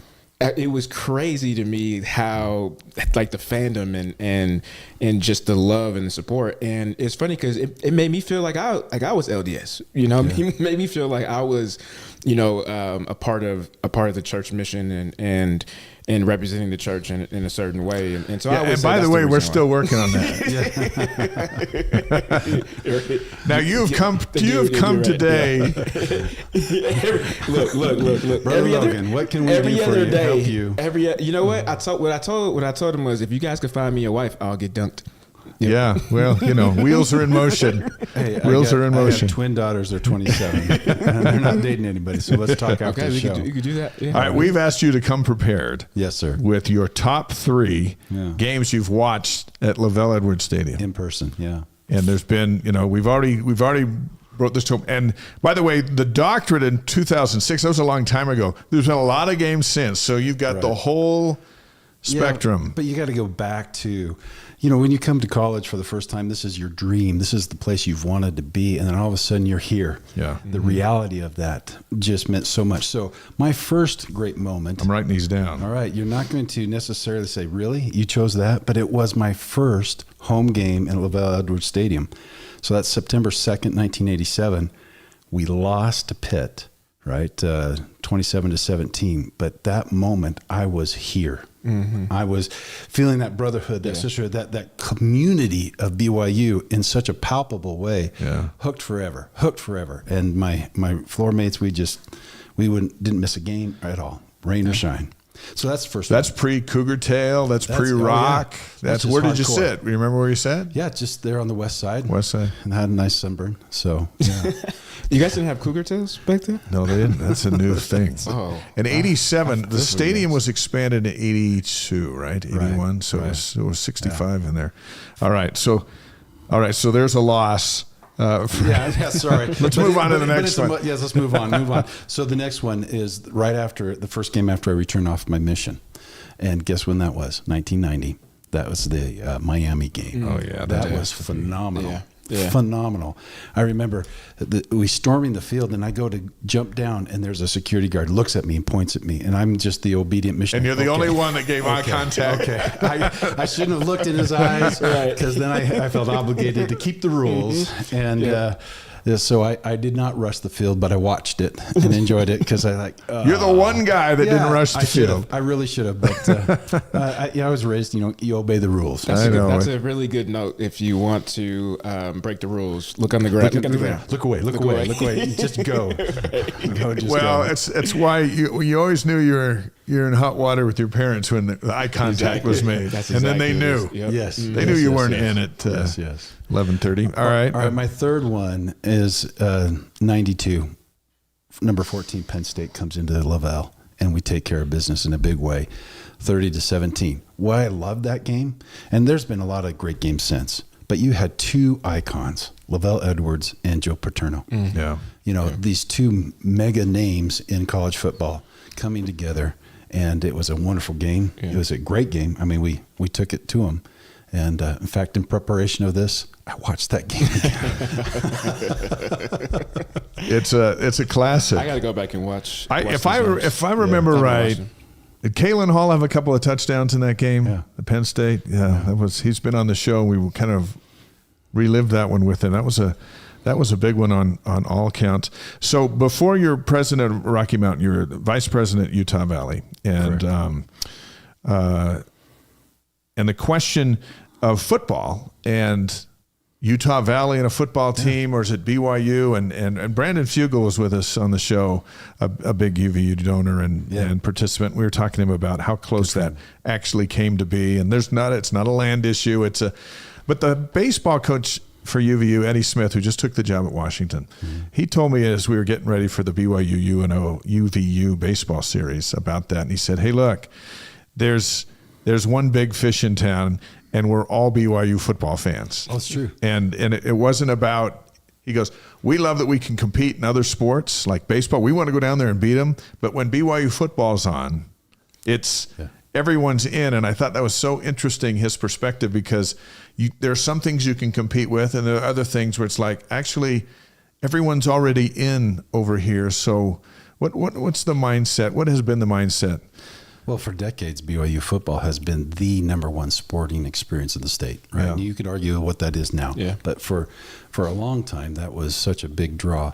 And it's still the biggest draw because it's the biggest stadium. Yeah. So we, as administration at UVU, you got to know your market, know your opportunity, know your niche. So, I was over University Relations, Marketing, Communications. And so we said, yeah, we have football, but we spell it correctly. Yeah. Right. And he just soccer. Recently announced a big soccer complex going in. Yeah. So that was great. And you're right. There's a lot of us who work there that would come to BYU football games because, again, it's that sense of community and belonging. But you got to know your niche and stay within your lane.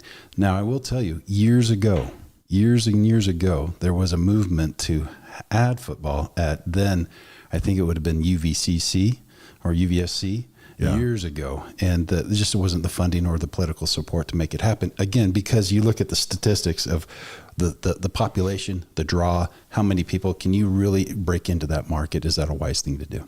Know your niche explains Rocky Mountain. Yeah, exactly right. Know your niche, and it's a needed. And be thing. happy in that niche, and be excellent in that niche, right? Right. I think they could pull that off because of. I could see it potentially. Are you still thinking about football in UVU? Yeah. I'm just thinking of. Think about the guys that like transfer. A Weber State type thing. Yeah, where guys transfer, right? Or a kind of a pipeline where, hey, he didn't really have good grades. Let's send him to you guys for a little bit. I don't know. That's just kind of what I'm seeing. Like a lot of bounce backs. It's so expensive. expensive. It's so expensive. So you're looking at a budgetary loss that you hit every year. Now you have some other things that offset that as far as community and scholarships, and it is a means of scholarship for a lot of students. But the financial bang for the buck when you have this 1,000-pound gorilla in the marketplace. Doesn't make sense. I get that. That's tough, right? Yeah. So we added sports that you could add male and female sports and really know your niche and do excellent at it. And still build buildings left and right for all your other schools. Yeah. BYU alum Cameron Martin, president of Rocky Mountain University, on the Wise Guys tonight. A couple more questions.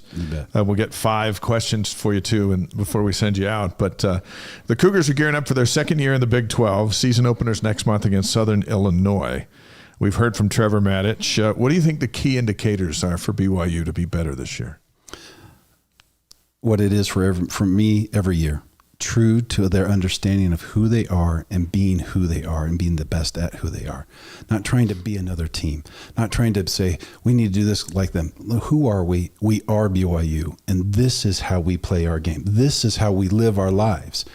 Some of the greatest moments or some of the toughest moments, in my opinion, in BYU history, sports history, that's when you've had to hold an athlete to their sense of accountability, for the honor code and things of that nature. Those are tough calls to make because you want to have that W in the column, and this is a star player or so, but you got to hold the line to what your values are. When you're true to your values, there's an added energy and power that comes. So you win gracefully and with power and vigor. I loved how Trevor Matich said, you just angry, you just boom, you just get out there, you just get after the ball, but it doesn't give you right to be to be mean or neglect the rules of game. Mm-hmm. But beat him at their best at your best, there's nothing better than that. Dave Rice was with us last week, and he told us a great story. We asked him about, was the 2011 team a Final Four team had Brandon Davies not been suspended due to an honor code violation? And he said, obviously, yes. He goes, we would have beat Florida, and we would have beat Butler the next day, and then we were in the Final Four. Would be the first team ever to get there. But then he stopped, and now I love Dave, and I've known him forever. But Dave is not a member of the Church of Jesus Christ of Latter-day Saints, but he's all in on the honor code and what BYU stood for. And his answer, unprovoked, was, he said, yeah, but what happened there? And he goes, I hope BYU never forgets it. But what they did there, that was what made this special. That set the world, that told the world, this is what we are. Yes. And this is what we're sticking with. And it's not just, we're going to change that so we can go to the Final Four. Right. And Dave's a high character guy and is awesome. But as I listened to him give that explanation where he could have said, oh, that honor code cost us everything, blah, blah, blah, even after all these years, he said, no, that moment was so significant because it told the world that BYU still is principle driven no matter what's writing on it. But I think that's why the Church of Jesus Christ of Latter-day Saints sponsors BYU and encourages the athletic experience because of that messaging, because of the culture. Just being true to who you are, there's a great power, and you draw people of that character and nobility, such as yourself, and people want to come and make a difference on and off the field. Yeah, you can't beat that. That's just amazing stuff. I think we're seeing that in all sports, which is allowing BYU to compete in all sports at the national level, with the quality of kids they're getting. Now, with what's going on with basketball, which season are you most looking forward to? The one that's starting next month or the one that's starting on November 5th with men's basketball? What do you think? I'm looking forward to the one next month. I enjoy basketball, but and I've gone to a series of the games, right? I was there when UVU beat BYU at the Marriott Center, and then vice versa. Those are great rivalries, fun things. I love how Mark Pope said it's always good business, or no, it's Stu Morrill up at Utah State. It's good business to play in-state teams. Yeah. And I love that because I agree with that. Yeah. But no, there's nothing like a football game. I mean, it's just... there just isn't anything like that. When the jets fly over and team comes out and the fireworks fill the air, it's what fuels Cougar Nation, fuels most schools that have some magical stuff to them, and it's what hurries us through a long hot summer. Because once football's here and it's all wall to wall, and it's like, man, where does summer go? And it's like we hurried right through it because what we love is waiting at the end of the summer. Yeah. Mm-hmm. So here we are in the middle of July going, okay, when did the Chiefs report on Saturday? And we... You know, one of the things I love to do, if I can't go to the game personally, I'll just listen to it and do my yard therapy. And I'll just, you just stop. You know, I'm sure that as the neighbors drive by, what's going on with Cam? Because I do these body jerks. Like, because I'm listening to the game. Yeah, it's going to be awesome. And it's a great home schedule this year. It is. And those are tough teams coming in, but they're better than going to their places. Yeah. When you think of Kansas State and Oklahoma State and Arizona coming in. Houston at the end of the road, Utah's up there, but it's going to be a special time. It's you drive by Lavelle Edwards Stadium, and we do in our commutes around there, and when it's empty and it's summer months, if it's not Stadium of Fire, you just sit there going, man, when's it coming back? I do that. I do that weekly, actually. Yeah, during the season. All right, I think you're ready for 5 questions. Bring it on, Bilo. You ready? All right. Favorite sports movie. Got to go with Miracle. I mean, that's just amazing. I watched that game, right? The U.S. hockey team. That's the height of the Cold War. Everything in that movie. Every time it's on, it's a hook. I got to watch it. Isn't that pregame speech is there's a reason they play clips of it in arenas before games. They have nothing to do with hockey. Yeah. But when Herb Brooks gives his thing, you're just like, let's go. Yeah. Yeah, I have to check that one out. Yeah. All right, number 2, favorite singer. Check that one out. You haven't watched it? No, I haven't watched it. Come on, Bilo. Is it old? Is it older now? I mean that respectfully. First of all, you're not that young. Thank you very much for that. I really appreciate that. But I meant to ask. Let me re-ask that. Let me reset. When did that movie come out? Yes, that's a better way. It's a better way. The game happened in 80. 1980. So the movie came out, what? few years after that. I'll have to get a producer to look at it. 2004. 2004. That's not bad. Well within your wheelhouse. Yeah, I was still in high school. Yeah, you should have known that. I'll watch it soon. Repent. For a couple of reasons, right? Right. It's a long list. Okay. It's getting longer. It's getting longer. Hey, no, I'm actually catching up now. Catching up. Okay, number 2, favorite singer or band?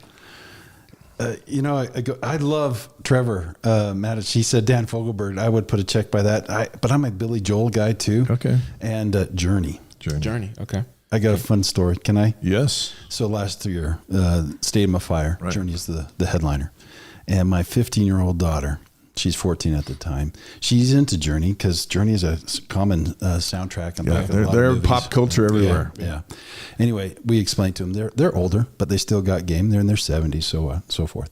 She does not know that Steve Perry stepped away and that they hired this other gentleman from the Philippines because he sounds just like Steve Perry, right? So we're there, and he is running across the stage, up and down, singing, go like that. And she looks, and forgive me if I don't mean to offend anybody. She looks, and it's Dad. It's what? I know Asians age really slow, but there's no way that dude is 70. It's amazing. They found him from the Philippines. Yeah. Pineda found him in the Philippines, and they picked up like 25 additional years on their band's life. Totally. It was a great show. And did you have to explain that Steve Perry is actually 70 and resting somewhere in California? Right. Those guys were great. Were you at the 1984 Frontiers stop at the Marriott Center? No. When Journey played here? I was in high school. Yeah. No. Okay. That's what I was in high school, but I was Right at here. Orem High. Yeah. But we went to that one, and then they've been to a Stadium of Fire twice. They're just awesome. Yeah, they are. Okay. So we're going to go. What did we go with? You gave us 3 bands. Which one do you want to go with? Go with Journey. Journey. Okay. Okay. Number 3, favorite breakfast cereal. Life. Okay, I love Life. I could do Like just I could do straight Life? I could do Life straight. Well, actually, sometimes I'll mix it with my wife. Gets this. I like it. It's an almond milk. Special K and almond milk with Life on it mix. Yeah. That's a good mix. I feel like with Life, you gotta life it up a little bit. Like you gotta add. You got to add some Life. You like some sugar. I grew up in a house where it was straight cornflakes, just boom, with powdered milk. So anything is better than that. That's true. I'll give you that. I'll give you that for sure. All right. So we're going Life with. I stopped listening after you started talking about Special K stuff. There's an almond flavor. Almond flavor. Yeah, almonds with almond milk. Well, let's just move on to the next one. That's a tough one. That's okay. All right. Number 4. Cinnamon Life's one thing, but just straight Life. Yeah. Okay. I'm down with it. All right. Number 4, favorite BYU moment. That's right up there with Danny Ainge, who came in here and said shredded wheat. Hey, I like shredded wheat. Just stop. Don't knock it. Just stop. You don't even need sugar. on Let's it. just stop at Life. Let's go back to number 4. Well, speaking of Danny Ainge, right? He's a Eugene. Yeah. He's a Eugene guy, and so he was bigger than life. I remember the front page of the newspaper, local newspaper, Eugene Register Guard. He's in his Letterman's jacket, and he's juggling a basketball, football, and a baseball. Which sport will Ainge choose and where? Yeah. I mean, he was an icon. I thought He was an All-American in all 3 Yeah. high school sports, which I don't think there's been one since. If there has, maybe 1 or 2, but that would be it. I don't know. What an amazing athlete. Were you and person. surprised he chose BYU? No. As a kid, I was like, why wouldn't you? Because that's where I wanted to go. Yeah. But I'm sure there was a lot more detail into that decision process. Yeah. There are a lot of people who were like, wait, what? So, so as Trevor said, his moment as he dribbled against Notre Dame was great. But I also have a fun one, and it's the 2006 BYU versus, it's 2000, I have it right here in my notes. 2006 Las Vegas Bowl, because BYU beats the University of Oregon 38-8. I'm in Eugene, my hometown, right? There's an amazing game, and we go to this like Color Me Mine type of a place where you paint the ceramics, and there's this icon. I have a picture of it here for you. Or the ceramic duck, right? It's fallen flat on its face. I don't know if you can see that. On the podcast, envision a ceramic duck who's fallen on his face. And I put the score right on its butt. BYU 38, University of U of O 8, and then on the back I put Las Vegas Bowl 2008. Oh, that's awesome. So that's in my home office. Nice. Now, the reason why that's great is because as I gave it to this lady, and Eugene's a unique flavor of people. It's great. Yeah. She looks at me and she gives me the biggest crust. I mean, she's like, she didn't like that. She didn't like it. I'm surprised it came back in as good a shape as it did. So that's another great moment I have. That's hilarious. The McCann family was at that game. Or were you? It was freezing cold. Yeah. But BYU just kicked the daylights out of them. It was so good, and they'd talked trash all week that they wanted to be at a better bowl and didn't deserve this. And John Beck and Harleen, all those guys, they were just awesome. Curtis Brown. I had a friend that I grew up with, church friend, and he went to De La Salle. T-John Ward played free safety for Oregon, and ended up going to getting drafted to the NFL, played for the Broncos when they won the Super Bowl. And when I told him I was going to BYU, because he played in that game, and he was eating, his whole face dropped, and he goes, whatever you do not focus on their skin color. Those white boys could play. They are good. They're good. They're fat. He was like, they whooped us, man. Them boys can play. So good luck to you, but you're in good hands. Yeah, that was a good one. All right, number 4. Yeah. Favorite BYU moment. So this doesn't have to be sports. This is a BYU moment. Could be anything. Oh. Getting my wife to say yes and that she loved me. All right, how did that go down? So I fell hard and fast. Had dated around, and when I met her, it's like boom. This is Julie Bilo we're talking about. Yeah. And so at one night I just said, "I love you," and she looked at me. Were you like at a movie or what? No, You're just walking along? We're in the basement of her parents' home. Yeah. So she lived in an apartment south of campus, but I always took her home to her folks' house here in Provo. Rolf and Janelle Kerr are her parents, and so Rolf was a vice president years back here at BYU. You're dating a vice president's daughter. That's a lot of pressure. He was the commissioner of higher education at the time, but he was part of the football stadium expansion. Yeah. Anyway, took her home. Right, just always obey the rules. Right. Mm-hmm. Remember, she's listening. She's listening. I know. And if she isn't, she will. No, But I look at her just because I mean it, and it's so sincere. I said, "I love you." And she looked at me and smiled. And that was it? And that was it. No words, no nothing. All right, let's analyze that. No nothing. So that happens, and now you leave, and are you reevaluating? Because you're out there now. No, I'm out there.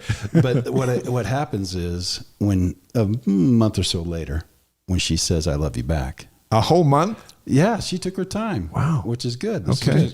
So what was going through your mind at that time? Were you like, I got to find another one? No. I was hook, line, and sinker. And it's like, okay, I got this. You want to be friends? We're friends. And we are best friends still to this day. But the place I proposed to her is on the BYU campus, and it does not exist anymore. It's the old alumni house.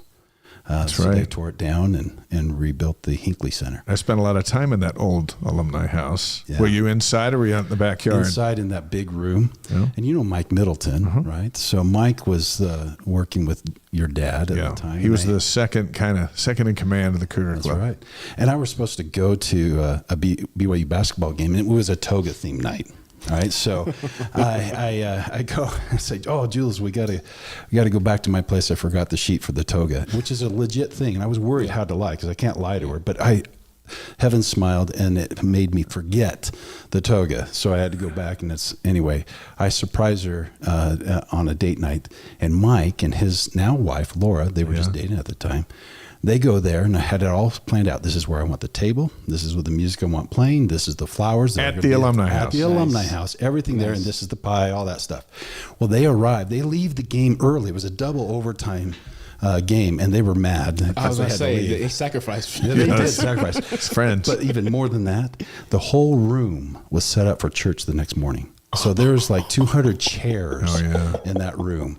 And so they just frantically stacked the chairs and stacked it in. You remember the old boardroom right next to that big room? Mm-hmm. They just think, and they were up on top of those chairs waiting for us to leave. and then had to reset all those chairs. I mean, they just crammed every chair. Because she didn't know they were there, right? They just had it all set up. Had it all set up. So then you come in and... Well, actually, we're on the way back, and I was bragging how I planned this down to the moment, to the very minute. But I get a flat tire on I-15 right there by American Fork. Yeah. And I had just purchased this car a couple months earlier, and they sold me the wrong size spare to that car because it was used.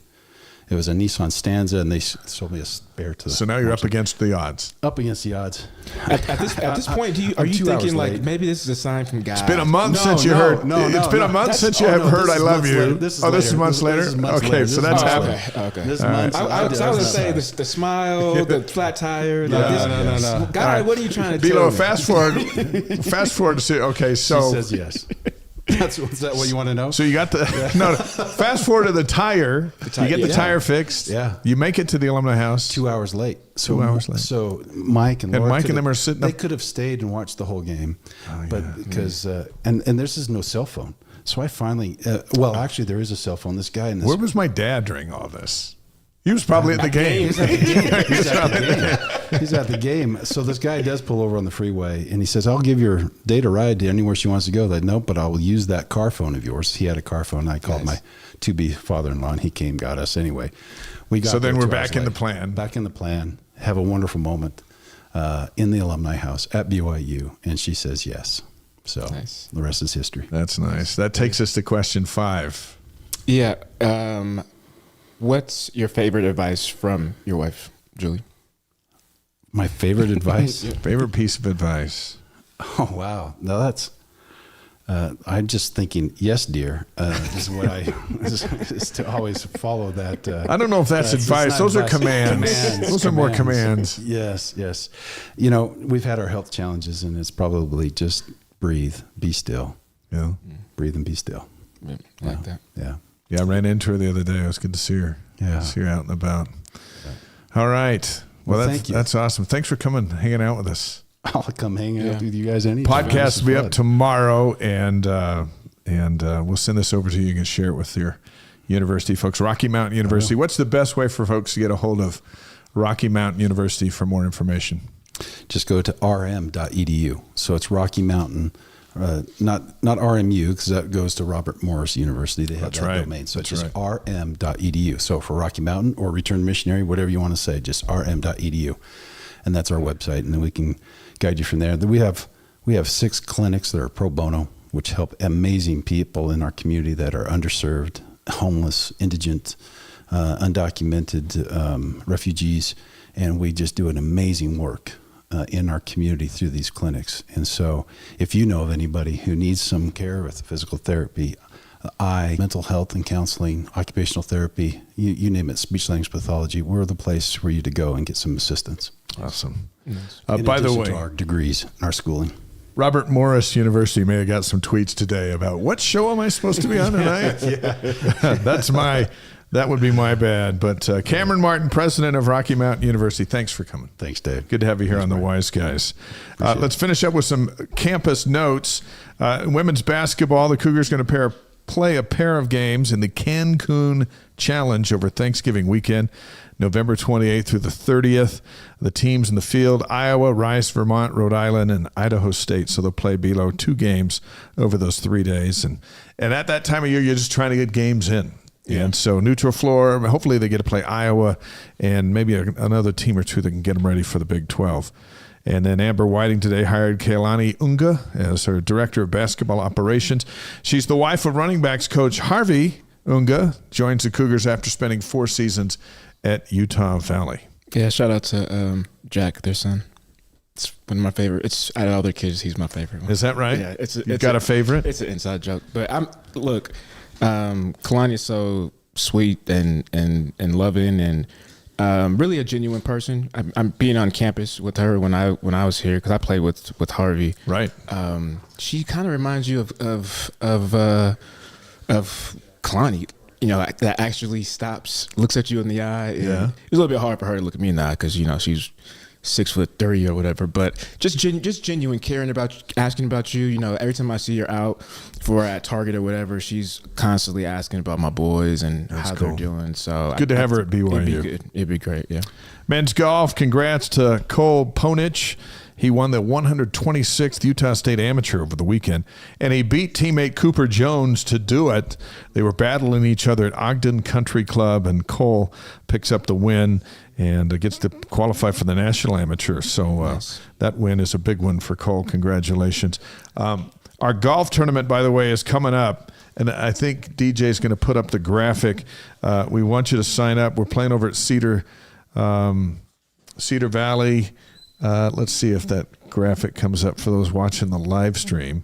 And it'll also have in the link where you can go to sign up. It's the Ephraim Hope Charity Golf Tournament. Raises money for education for underprivileged children in Uganda, assuring they have access to resources and opportunities they need to succeed. So the Wise Guys, the title sponsor of that one, is August 6th. That's coming up August 6th, 2024, just around the corner. And it's going to be an awesome golf tournament. So you can go there to that link and sign up, and we'll see you there. Blaine and I are going to come out. We'll say hello to everybody. We're taping the AFR that day, so we'll be there in the morning. The link's in the what is that called? The chat. Sorry. The link's in the chat. The chat's in the link. It's all in that. Same thing. Anyway, come join us for that. Help us raise money for a great cause. Let's roll out of here on this Monday. We got a few minutes, so let's get to On This Day, July 15th. It's been an awesome show with great guests, and now let's roll it out with some interesting things. I love this part of the show. 1870, Georgia, the last Confederate state, is readmitted into the United States. So, yeah, they're back in. Mm-hmm. Congratulations, Georgia. 1876, George Bradley throws the Major League Baseball's first official no-hitter, leading the St. Louis Brown Stockings to a 2-0 win against the Hartford Dark Blues. That's an interesting name. Yeah, that's what was going down in 1876. Brown Stockings. It could have been any other color. That's what they went with. Yeah, Brown Stockings. Okay. 1960, Chubby Checker releases his version of The Twist, and the world is never the same. Oh, I get it now. World's never the same. The Twist, the dance. The Twist, yeah. When I first read that, I was like, what is that a movie or a book? But now I get it now. No, it's the song and the dance. 1968, the soap opera One Life to Live premieres on daytime television. That was around for a long, long time. I don't think it is anymore, but it was. It was around for a long time. I used to watch that with my grandma. Yeah. Which I probably shouldn't have at a young age, but, you know. Okay. I'm glad you made it. 1988, Die Hard is released in U.S. theaters. Yeah, wasn't that kind of a Christmas movie that was released in July? Yeah. It was a Christmas one. 1996, on this day, after 2,216 consecutive starts at shortstop, the Orioles moved Cal Ripken over to third base, where he continued the Iron Man streak. Why'd they do that? I don't know. Bring somebody else in? Maybe. 1996, Prince Charles and Princess Diana signed their divorce papers. 2005, on this day, Wedding Crashers released in U.S. theaters. That's a good one. How about 2012 on this day? Korean pop star, was that Psy? Psy. Releases single, Gangnam Style.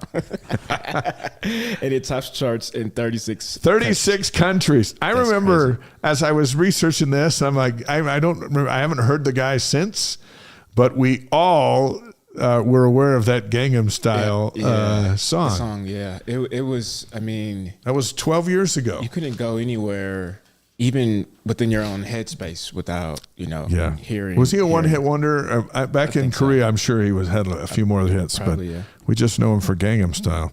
That rocked our life on this day back in 2012. I don't think we're the same after there was The Twist and then there was Gangnam Style, all on the same day, different years. Birthdays on July 15th, Linda Ronstadt, 1946. 1958, Dan Forsman. 9-time PGA winner. And you can also see his interview at wiseguys.com. Yeah, my good friend Dan Forsman lives here in Provo. He's got a great BYU story. He played at Arizona State, but he was here playing in the Cougar Classic, and Carl Tucker, the BYU coach, introduced him to Trudy, his eventual wife, who was working the tournament for BYU and running the carts and all that stuff. And I said, well, that makes you a BYU story. Right. So he's been on the Wise Guys. True. Very true. Damian Lillard, born on this day in 1990, now with the Milwaukee Bucks. Was with the Blazers forever, but now he's with the Bucks. July 15th, deaths. 1521 Juan Ponce de Leon. Is that how to say it? Yes. Discovered Florida. Ponce de Leon. Think about it. So you discover Florida, all right? You pull up, it's a nice beach or whatever, and you go a few yards over. Now you're in a swamp and an alligator's coming at you. It's like, welcome to Florida, you know? I thought Christopher Columbus discovered Florida. No, Ponce de Leon discovered Florida. Columbus also discovered, he landed in a different part. I just feel like if I discovered all of America, like everything in America is, I should get credit for that, right? Yeah, well, they didn't have social media back then.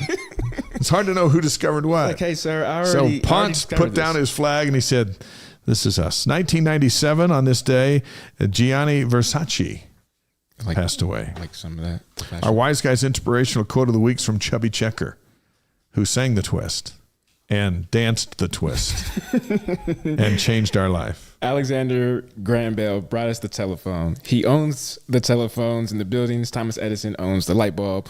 Wherever they took it and did things to improve it, he's the guy. Now on the dance floor, that belongs to Chubby Checker. That's right. The twist took over the dance floor. Hilarious. Thanks to our guest tonight, Travis Brady, president of BradyPlus, Trevor Matich, 1984 national champion and ESPN college football analyst, and Cameron Martin, president of Rocky Mountain University. All three guests embracing and emulating BYU's mantra, enter to learn, go forth to serve. And they do a wonderful job in their respective trades. Next week, Mark Bellini, David Nixon, and Max Hall, along with me and Belo, as we kick into gear as football season.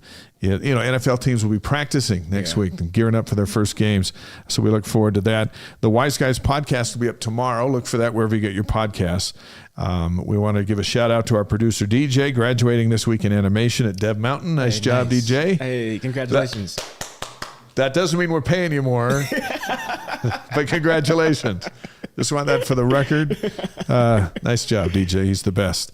Wise Guys is presented by BradyPlus. For Brian Logan, I'm Dave McCann. Have a great week, everybody. Who knows what's going to happen between now and next Monday? Right. But something is, and we'll be here to talk about it on the Wise Guys. Have a great week.